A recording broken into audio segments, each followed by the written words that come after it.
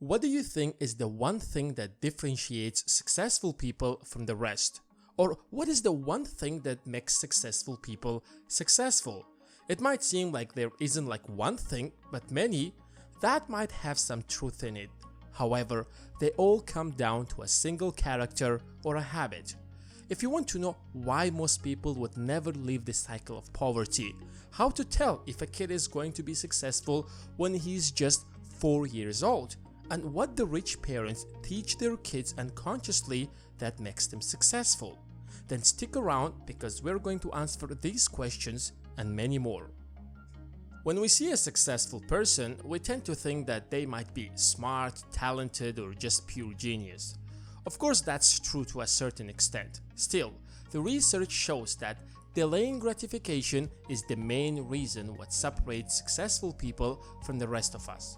It's when you resist the temptation of an immediate, smaller reward in order to receive a more substantial reward later.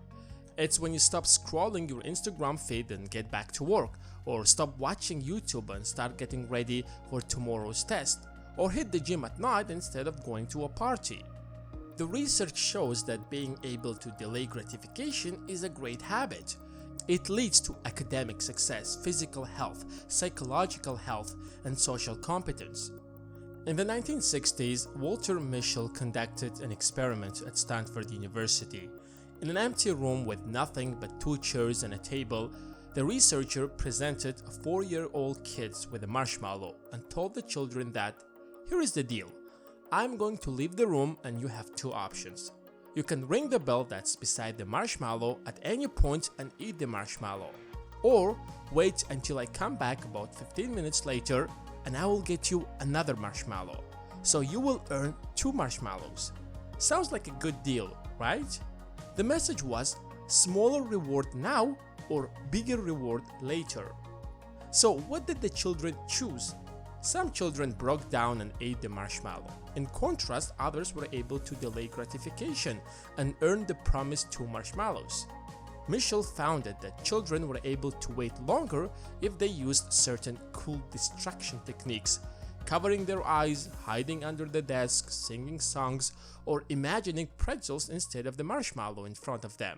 Or if they changed the way they thought about the marshmallow, focusing on its similarity to a cotton ball rather than on its delectable taste. Here is where the exciting part starts.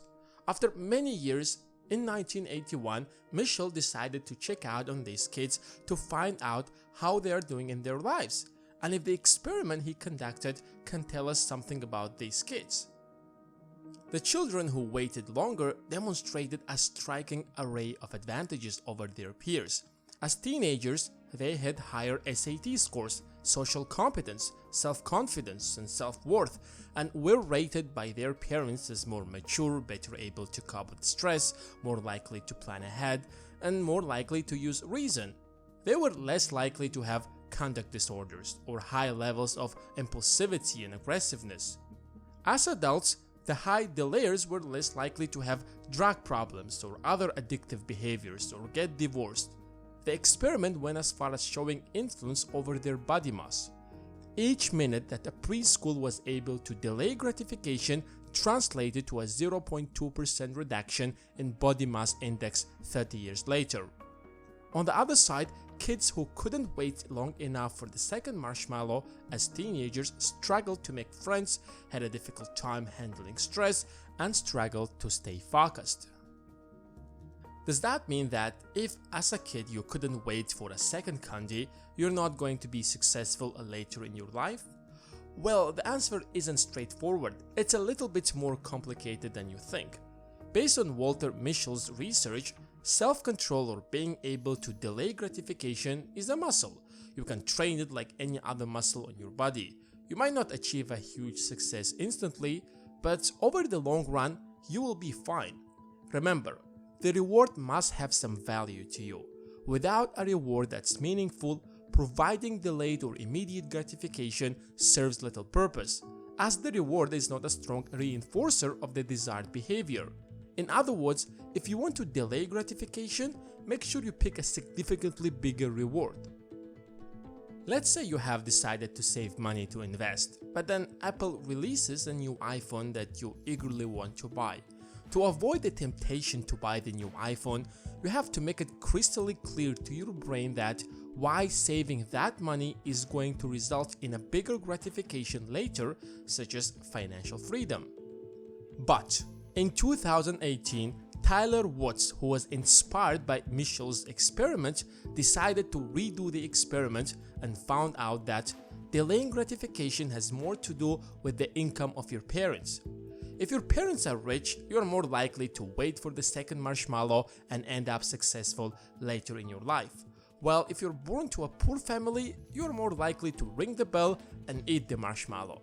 There is a fantastic article on it by The Atlantic, but I will summarize it here in short. Watts used a much larger sample, 900 kids compared to the 90 kids that Michel used, and also more representative of the general population in terms of race, ethnicity, and parents' education. They included factors such as the income of a child's household to explain the children's ability to delay gratification and their long-term success. He found little evidence for the idea that being able to delay gratification leads to better outcomes, but rather, the ability to wait for the second marshmallow has to do more with child's social and economic background. Therefore, that background, not the ability to delay gratification, is what's behind kids' long-term success. Here's the experiment. The kids whose mothers had a college degree and waited for the second marshmallow did no better in the long run. They didn't do better in school or in tests or even in their behavior. The same thing was found among kids whose mothers did not have a college degree. But when these two groups were compared together, kids from wealthier households waited for the second marshmallow did significantly better compared to the kids from low-income households. So the researchers came to a conclusion that for poor kids, daily life holds fewer guarantees. There might be food in the fridge today, but there might not be tomorrow. So there is a risk that comes with waiting. And even if their parents promise to buy more sweets tomorrow, often that promise gets broken out of financial necessity.